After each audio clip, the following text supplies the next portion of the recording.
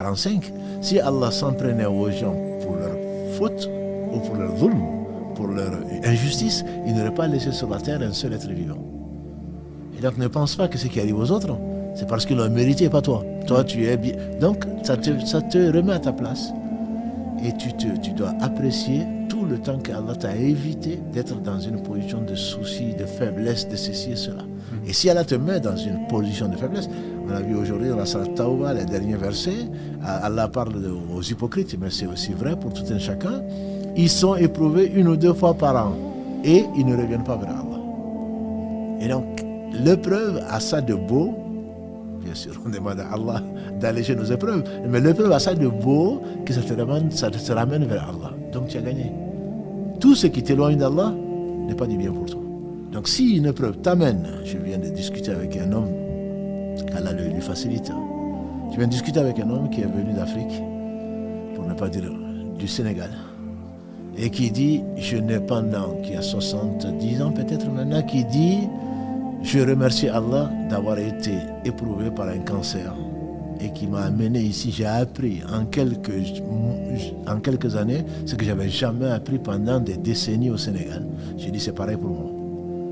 Donc il a rencontré des gens, il a appris des choses à la mosquée et ailleurs. Il s'est dit mais heureusement que je ne suis pas mort avant.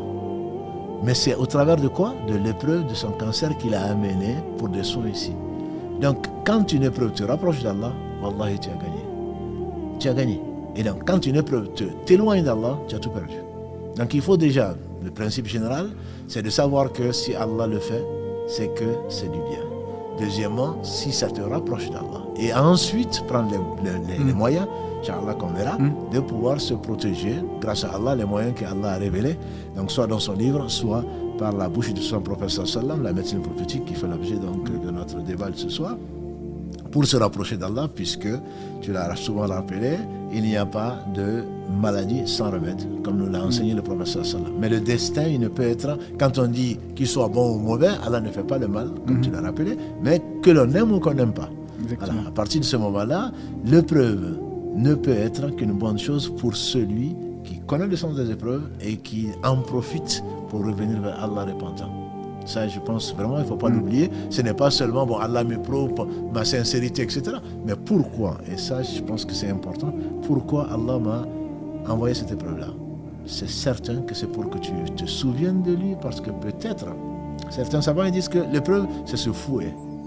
C'est ce fouet que Allah utilise pour amener son serviteur qui s'égare.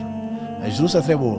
C'est qu'un animal qui va, il est en train de brouter, si on pense à une brebis ou autre, si le berger ne l'amène pas, il va continuer, il va se perdre.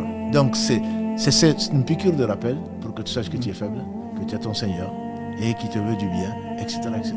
Donc il faut voir l'épreuve comme ça. C'est plus facile à dire qu'à faire, j'en conviens. Mais je pense qu'il faut vraiment être optimiste, parce que si l'épreuve touche à notre foi, alors elle a touché à tout. Effectivement, tu as parlé de la première chose étant la croyance, croire en Allah subhanahu wa ta'ala, que c'est un destin, c'est une épreuve. Le fait de compter sur Allah subhanahu wa ta'ala dans la manière de traiter ou de prévenir ou de traiter de façon générale, est-ce que tu peux en parler, parce que c'est très très important, le fait de se dire que c'est lui qui guérit, c'est Allah subhanahu wa ta'ala, et de tout le temps garder sa confiance et de toujours compter sur Allah subhanahu wa ta'ala de tout ce qu'on fait de façon générale, et particulièrement pour la prévention, parce que c'est Allah qui protège et c'est Allah qui guérit. Du coup, est-ce que tu pouvais nous en parler? Parce que parfois les gens ils se disent mais en faisant ça je vais guérir, ou je vais faire effectivement, je vais prendre ce médicament, je vais guérir directement, alors qu'ils ne pensent pas.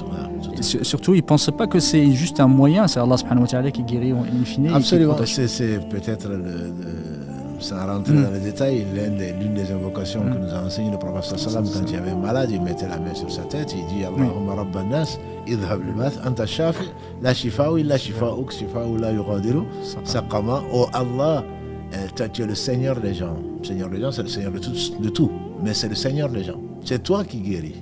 Pas de guérison sans la tienne. Guéris-le sans laisser de traces. Donc c'est effectivement, quand une chose arrive, il faut savoir, on revient La hawla wa la quwwata illa billah. Le guérisseur, c'est Allah. Il n'y a pas de bon raqi, il n'y en a pas de mauvais. Exactement. Et la sunna, ce n'est pas d'aller chercher, on le verra, Inch'Allah, n'importe quel charlatan à 50 € ou à combien. C'est avant tout une foi qui va t'amener à compter sur Allah. Allah a guéri sans, il n'a pas besoin de moyens. Il est la première cause. Il est la première cause, il faut compter sur lui. Et aucun mal ne peut lui résister. Aucun bien n'arrive sans sa volonté. À partir de ce moment-là, on est déjà guéri, quelque part. Pour moi, on est guéri parce que la maladie peut attaquer des organes, ne peut pas attaquer ton cœur, entre guillemets, ta croyance. Et ni ton moral ne va pas parce qu'on t'a annoncé, comme le dit Ibn Qayyim, car il fasse miséricorde, il dit que mettre sa confiance en Allah, c'est que tu sois dans le même état quand tu vois la cause seconde arriver, ou quand tu vois la perte de la cause seconde, ou la cause seconde partir, que tu restes dans le même état. La cause seconde arrive, heureusement qu'il est là. Le médecin, il est là. Oui. Voilà, il y a le médicament.